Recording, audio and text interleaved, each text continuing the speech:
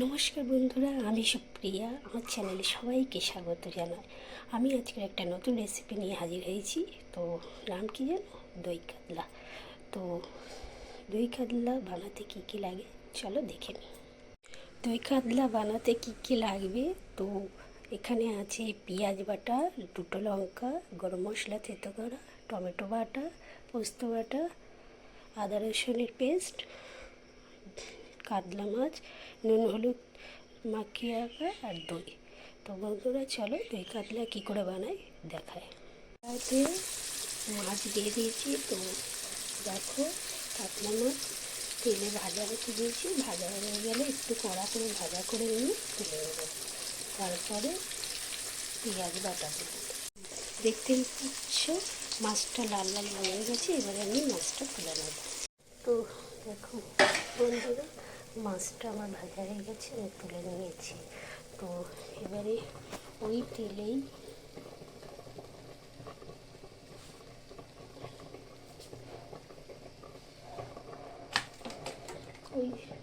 ওই তেলে গরম মশলা থেকে নিয়ে গরম মশলা দিয়ে এবং এই গরম মশলা পেঁয়াজ বাটাটা দিয়ে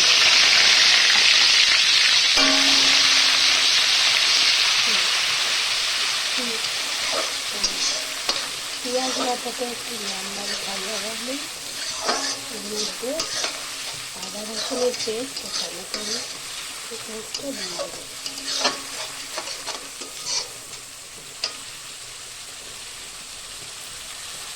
তো বন্ধুরা, পেঁয়াজটা লম্বা ভাজা হয়ে গেছে।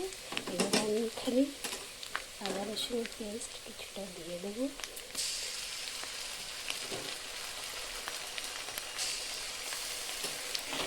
আদা রসুনের পেস্টটা দিয়ে দিয়েছি। তো আদা রসুনের পেস্টটা একটু নেড়ে আমি টমেটোর পেস্টটা দিয়ে দেবো।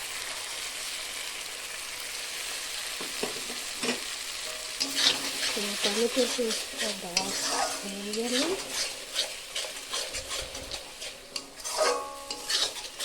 টমেটো একটু আদা রসুনটা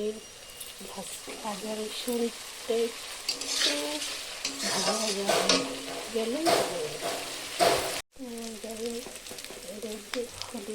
হলুদ করে যারা কালার করতে চায় হলুদে দিতে পারে। তো আমি হলুদ করে আমি সামান্য লঙ্কা গুঁড়ো দেবো।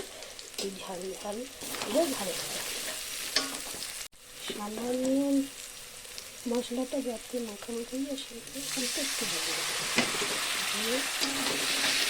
মশলাটা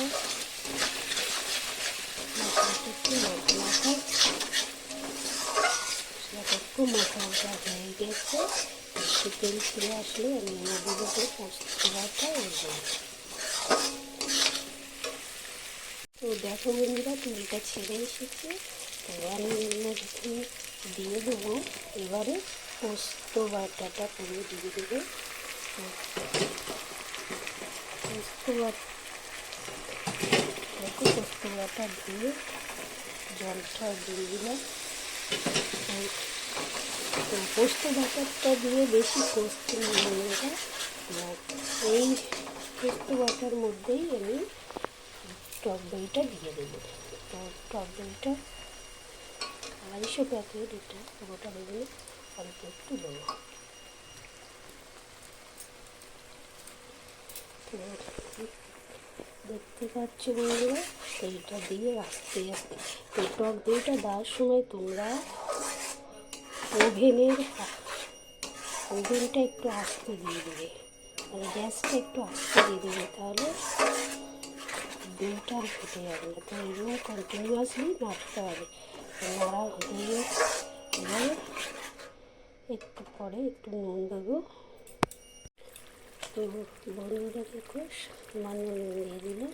যে যেরকম স্বাদ অনুযায়ী নুন দিয়ে দেবে। যারা বেশি দেবে, যারা একটু কম দেবে। তো একটু ফুটে এই মাছটা দিয়ে দেবো। বন্ধুরা, আমি একটু যে পোস্তটা বেটেছিলাম তার জলটা আমি দিয়ে দেবো।